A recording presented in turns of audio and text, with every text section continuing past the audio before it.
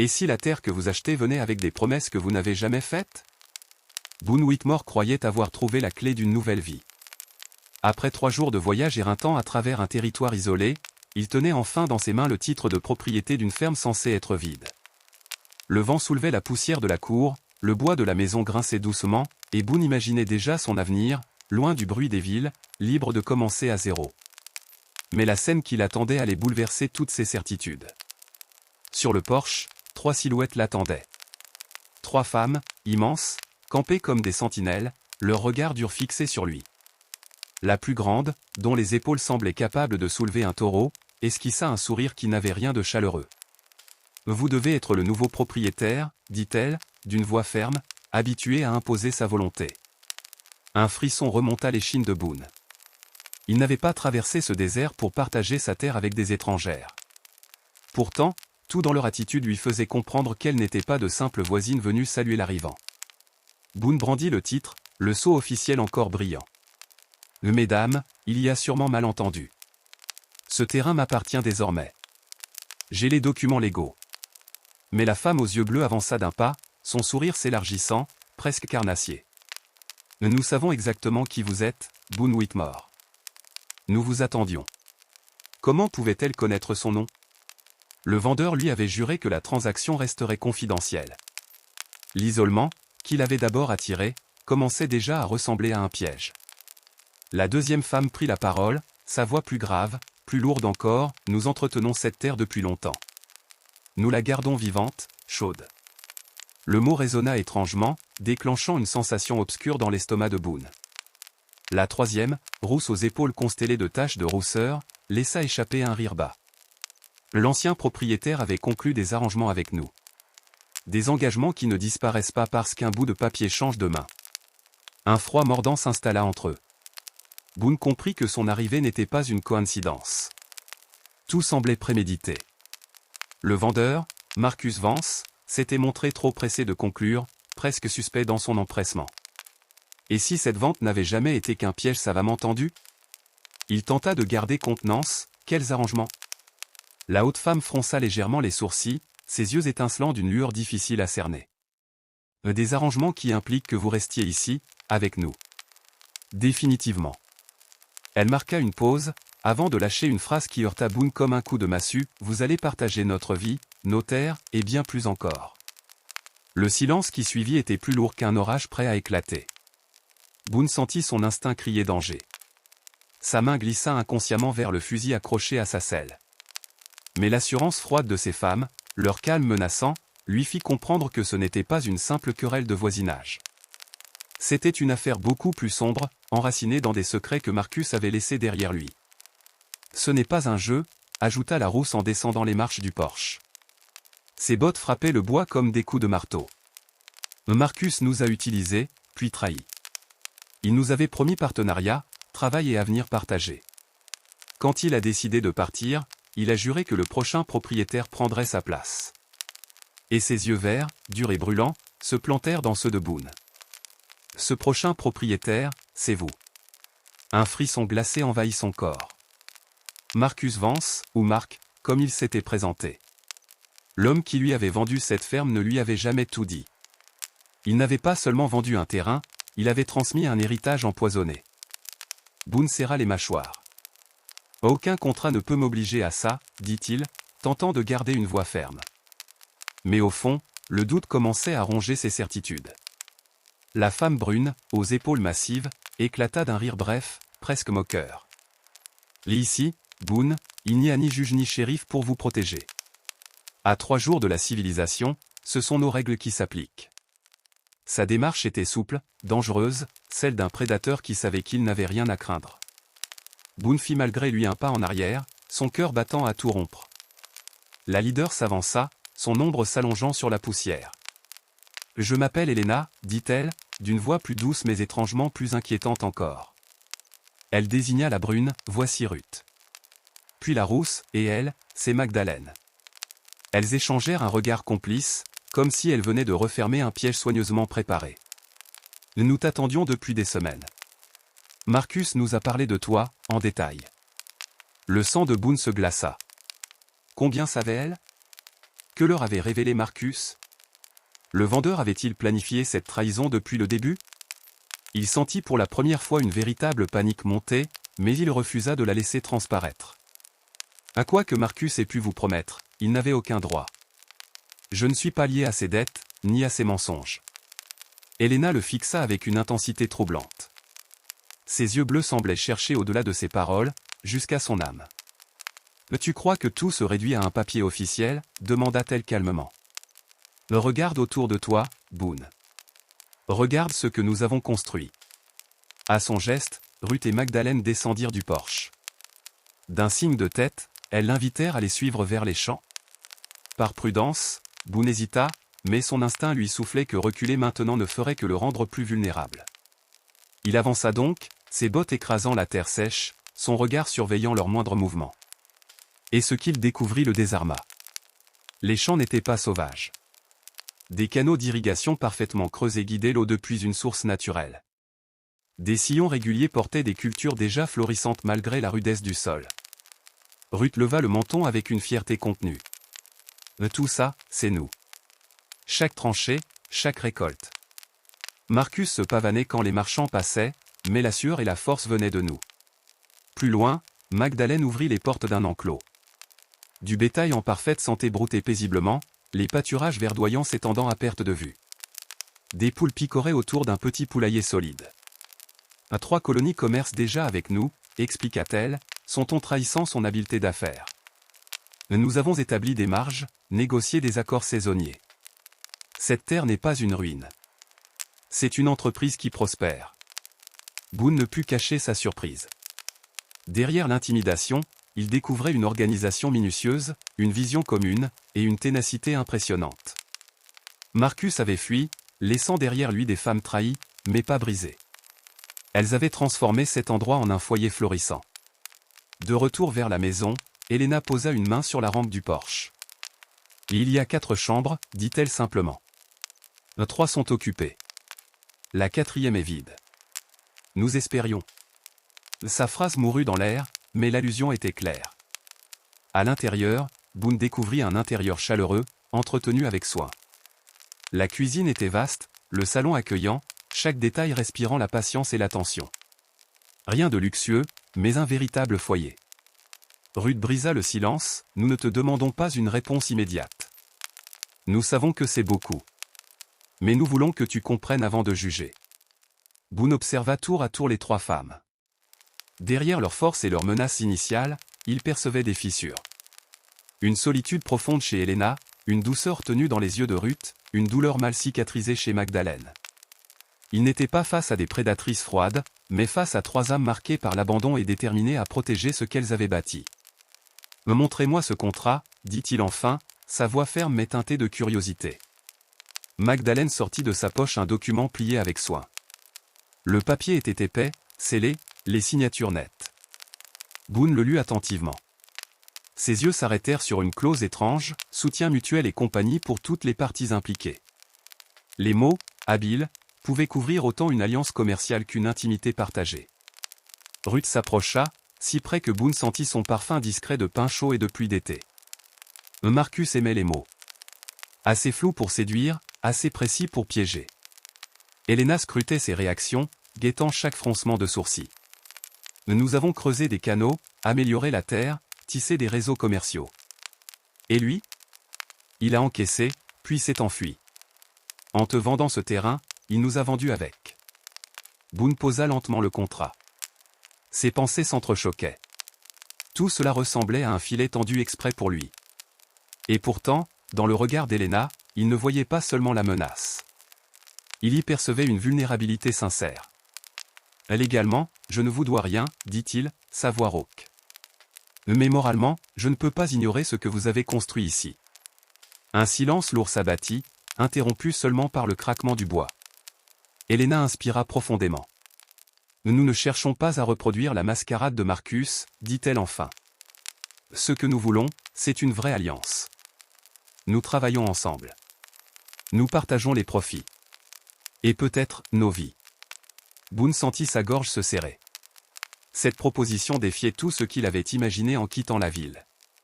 Il voulait l'isolement, la tranquillité, l'indépendance.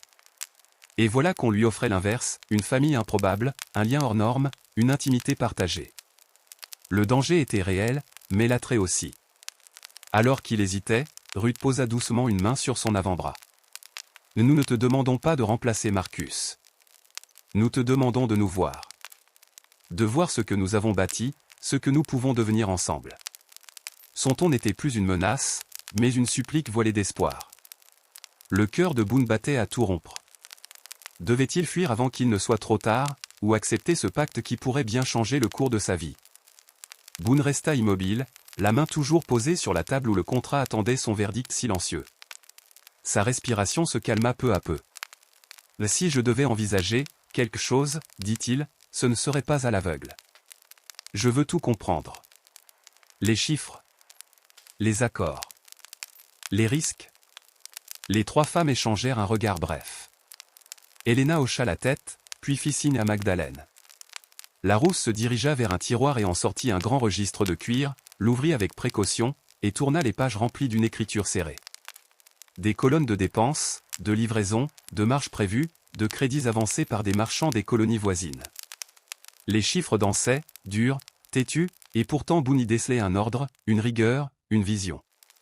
Marcus a pris au fiaument ce que nous avions gagné, expliqua Magdalene, mais il a aussi laissé derrière lui des dettes en notre nom.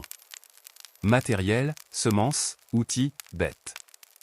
Les commerçants ont été patients, parce qu'ils savent que notre travail est solide. Mais leur patience a un prix. Ruth tourna la page vers une somme encerclée d'encre. Boone sentit la morsure du réel. Ce n'était pas un gouffre, mais c'était suffisant pour abattre une exploitation isolée. Assez pour faire plier des épaules pourtant habituées au poids de la terre. Nous avons un mois, dit Ruth, sans détour. Un mois avant que les créanciers se lassent des promesses. Boone referma le registre d'un geste mesuré. Il regarda les trois femmes, non pas comme des adversaires, mais comme des partenaires en sursis. Ce n'est pas insurmontable, dit-il enfin. Pas avec une stratégie claire. On peut renégocier, étaler une partie, payer le reste immédiatement. Mais si je m'engage, on mettra tout par écrit. Des parts, des responsabilités, des règles de décision. Pas d'ambiguïté. Le soulagement sur le visage d'Helena n'eut pas besoin de mots. Une tension imperceptible quitta ses épaules.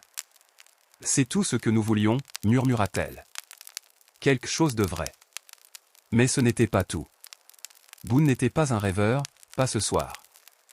Et pour le reste, ajouta-t-il, ce qui concerne la vie, on laisse le temps faire. Pas de promesses que nous ne comprendrions pas encore.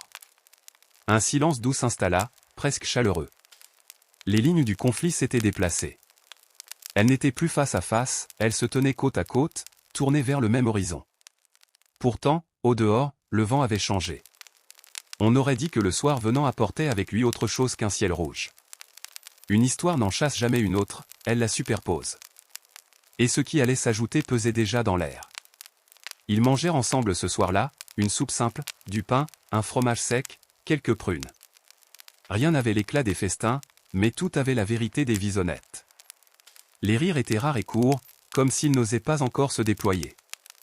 Mais à mesure que les voix se répondaient, l'inquiétude se fit moins coupante. Boone posa des questions précises, Ruth répondit avec clarté, Magdalene compléta avec des chiffres, Helena tranchait parfois d'un mot juste. Une mécanique se dessinait, presque naturellement. Quand la vaisselle fut rangée, Helena posa les mains à plat sur la table. « Il y a quelque chose d'autre, dit-elle. Marc a contracté ses dettes sous notre nom. Certains créanciers n'acceptent plus d'excuses. Ils veulent voir l'argent. Ou des garanties. » Elle ne développa pas le dernier mot. Elle n'en eut pas besoin. Boone comprit. Ici, loin des lois, on invente vite des règles dures. Demain, dit-il, au lever du jour, on met tout à plat. On dresse l'état des stocks, on calcule la trésorerie, on décide ce qu'on vend maintenant et ce qu'on garde. Ensuite, on va voir les marchands, un par un.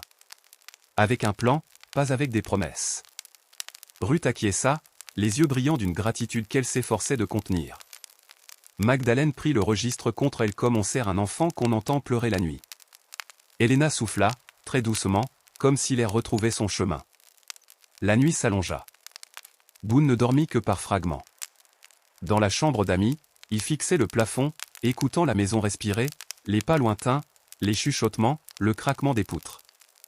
Pensée en tourbillon, la solitude qu'il avait cherchée, l'improbable famille qui se dessinait, la promesse dangereuse des dettes à solder. Par instants, le visage d'Helena s'imposait, puis celui de Ruth, celui de Magdalene, chacun apportant une couleur différente à l'avenir. Cette terre n'était pas un refuge, c'était un pari. Et il n'avait jamais aimé les jeux de hasard. À l'aube, il était déjà debout. Le café fuma dans la cuisine. Ils sortirent marcher les clôtures, inspecter les abreuvoirs, vérifier les vannes des canaux. Les détails racontaient la vérité mieux que les discours, ici, rien n'était laissé au hasard. Une équipe avait travaillé dur. Une équipe qui avait été trahie, mais pas vaincue. En fin de matinée, ils s'attelèrent au plan. On liquiderait une partie des réserves de grains à un prix ferme mais rapide, on négocierait un troupeau contre paiement différé, on proposerait aux deux marchands les plus durs une remise immédiate contre l'effacement des pénalités. Boone écrivit sur une feuille l'ordre des visites, la phrase d'ouverture, la marge maximale de renoncement. Il traça aussi une ligne au milieu de la page, ce qu'on ne cède pas. Il laissa la plume à Helena. Elle ajouta un mot, dignité.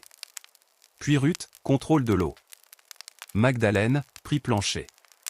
3 mots, 3 piliers. Le premier marchand reçut le quatuor avec froideur. Sa boutique sentait le cuir et la poussière. Il parla lentement, comme un homme qui s'est trop souvent fait rouler. Boone l'écouta jusqu'au bout, sans l'interrompre, puis posa les chiffres sur le comptoir. Pas de récit, pas de lamentation. Un plan net, des garanties, un calendrier. Aujourd'hui, dit Boone en poussant la bourse, et la semaine prochaine. En échange, vous supprimez les amendes. L'homme eut un sourire sans joie. Et si je refuse? Boone soutint son regard. Alors vous perdez un débouché régulier, et nous cherchons ailleurs. Vous connaissez nos rendements. Vous savez que nous tenons parole. Même Marcus n'a pas pu abîmer ça. Le marchand hésita. L'orgueil pesa. L'intérêt l'emporta. D'accord, lâcha-t-il enfin. Le second fut plus retors. Il tenta de jouer la peur contre eux, insinua que d'autres viendraient la nuit réclamer davantage, qu'il valait mieux payer trop que pas assez. Magdalene se redressa, le regard clair. Nous payons ce qui est juste. Ni plus, ni moins. Et nous payons maintenant. Ceux qui viendraient la nuit, vous les connaissez par leur nom. Nous aussi. Le marchand pâlit un rien. C'était suffisant. Le marché se fit, à leur prix. Le soir, fourbus, ils rentrèrent. La cour semblait plus vaste, comme si la maison avait poussé d'un étage en quelques heures. De la fatigue, oui, mais de la vraie, celle qui a un sens. Boone sentit quelque chose se dénouer dans sa poitrine. On continue demain, dit-il simplement. Personne ne protesta. Les jours suivants, la mécanique s'accéléra. Ils vendirent intelligemment, investirent là où la terre répondait vite, réparèrent ce qui freinait la production. Ruth optimisa la distribution de l'eau avec une précision de cartographe, 2 leviers déplacés, une digue renforcée, et déjà les rangs verdissaient plus tôt. Magdalene renégocia des trajets avec les caravanes, groupant des livraisons pour réduire les coûts, elle parlait peu, mais chaque mot verrouillait un avantage. Helena forma 2 saisonniers des environs à la rotation des tâches, sa voix ne tremblait jamais, son autorité n'écrasait pas, elle portait. Boone, lui, tenait les comptes, fixait les seuils, refusait ce qui avait l'air facile mais coûtait trop cher demain. Et pourtant, malgré le rythme, la menace ne s'était pas évaporée. Une nuit, un cavalier s'arrêta au bord de la barrière, silhouette immobile sous la lune. Il n'appela personne. Il attendit. Helena sortit la première, puis Ruth et Magdalene, Boone enfin, une lampe à la main. Vous n'avez pas payé tout ce que Marcus devait, lança l'homme, la voix rauque, sans se présenter. Boone avança de 2 pas, nous avons payé ce qui était dû selon les registres reconnus. Si vous avez autre chose, vous le dites, vous le prouvez, et nous en parlons demain, à la lumière. L'ombre grogna, tira sur les rênes, et disparut. La poussière mit longtemps à retomber. Personne ne parla.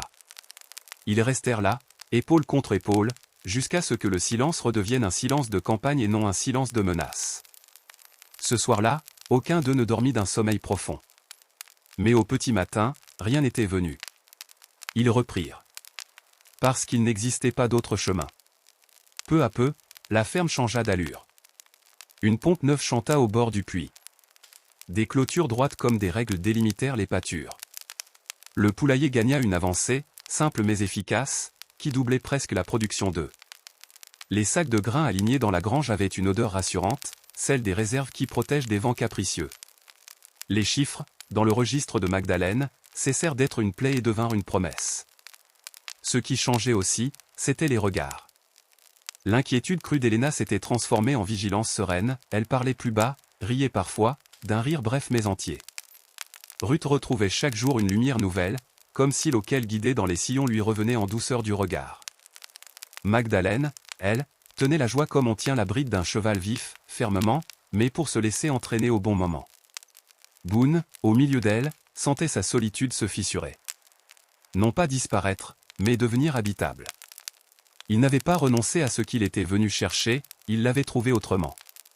Un après-midi, alors que le soleil déclinait, ils s'assirent tous les quatre sur le porche.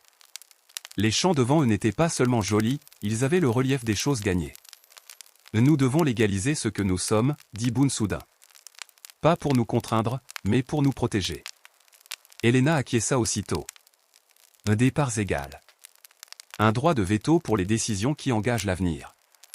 Et une clause claire, si l'un de nous part, il ne détruit pas ce que les autres ont bâti. Ruth ajouta, et le contrôle de l'eau reste collectif, y compris les innovations futures. Magdalene signa l'idée d'un regard, et on dépose nos accords devant notaire. Pas pour plaire à la ville, pour tenir debout ici. La semaine suivante, ils firent la route jusqu'au bourg. L'homme de loi, un visage tanné par le soleil, écouta, posa des questions, proposa des formulations. Les mots prirent forme, solides, précis, débarrassés de l'ambiguïté qui avait piégé Marcus et celle qui l'avait blessé. Ils signèrent sans trembler. Dehors, le ciel avait l'air plus haut. Un papier ne change pas une vie, mais il lui donne des bords. Et ces bords-là, il les avait choisis. Les mois passèrent. 3, exactement. La ferme respira large. Les caravanes s'arrêtaient plus souvent. Les échanges n'avaient plus la morsure des transactions de survie, ils avaient la douceur rude des contrats respectés. On parla d'eux comme d'une équipe fiable, un mot qui vaut plus cher que l'or quand les routes sont longues. Ils élargirent la maison d'une galerie, simple plancher sur pilotis, suffisamment grande pour étaler les cartes, poser les outils, et, certains soirs, regarder la nuit s'allumer. Il y eut des jalousies, bien sûr. Pas celles qui détruisent, celles qui obligent à parler. Ils apprirent à mettre des mots sur ce qui serre la poitrine avant que cela ne serre la gorge. Ils établirent des règles discrètes, non écrites, qui avaient le goût de l'attention. Rien d'exhibé, rien d'imposé. Une manière d'être quatre, sans cesser d'être un chacun. Cela n'appartenait à personne d'autre qu'à eux.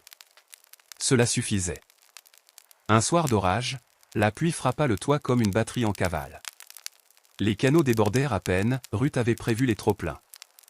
Le bétail resta calme, Helena avait fait rentrer tôt. Les ballots furent sauvés, Magdalene avait lu le ciel, et Boone avait déplacé l'essentiel de la réserve. Après la bourrasque, le silence eut un goût de victoire.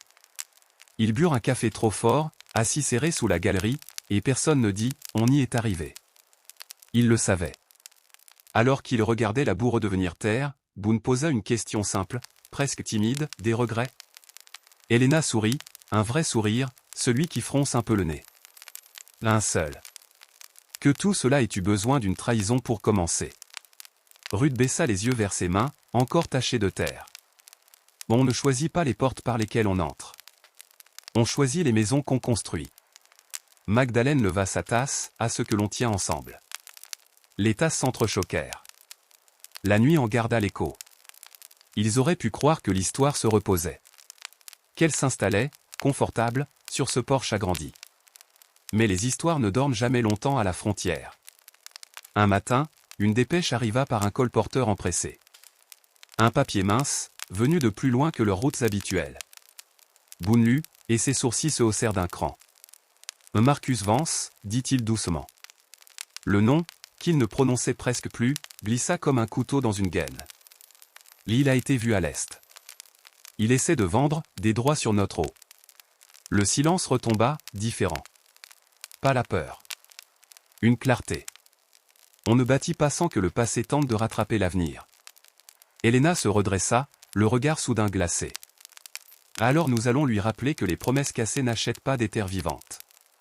Ruth ouvrit déjà la carte, traçant un itinéraire rapide qui contournait les zones humides. Magdalene ferma le registre d'un claquement net. Boone replia la dépêche et la glissa dans sa poche. Il n'avait plus rien des inconnus du premier jour.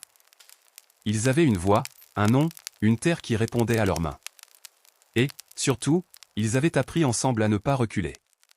Ce départ n'était pas une fuite. C'était une déclaration. La ferme ne resterait pas sans défense, deux voisins avaient proposé de jeter un œil aux bêtes, et la pompe savait chanter sans qu'on lui tienne la main.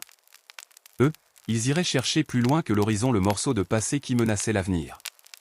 Sur le chemin, le vent portait déjà l'odeur des pins de l'Est et la promesse coupante du relief. Ils avancèrent sans excès de mots, parce que les mots, ils les garderaient pour celui qui en avait trop mal utilisé. Le soleil montait, têtu. Les chevaux trouvaient leur rythme. La poussière levée par leurs pas ne tarderait pas à retomber. Mais avant cela, une rencontre devait avoir lieu. Car ce n'était pas tout. Derrière Marcus, il y avait autre chose qu'un homme en manque d'honnêteté. Il y avait un réseau. Des intérêts. Des contrats griffonnés dans l'ombre, comme celui qui avait failli les enfermer. Cette fois, il ne serait pas pris au piège des mots. Il viendrait avec des faits, des témoins, des accords signés et un regard qui ne scie pas. Et si la terre qu'on achète vient parfois avec des promesses qu'on n'a jamais faites, elle vient aussi, quand on la travaille ensemble, avec une force qu'on n'avait jamais cru possible. Une force qui ne se marchande pas. Il n'était plus seul. Il ne l'avait jamais été vraiment. Mais ce qui allait se passer de l'autre côté de la crête, allait étonner même ceux qui pensaient avoir tout prévu.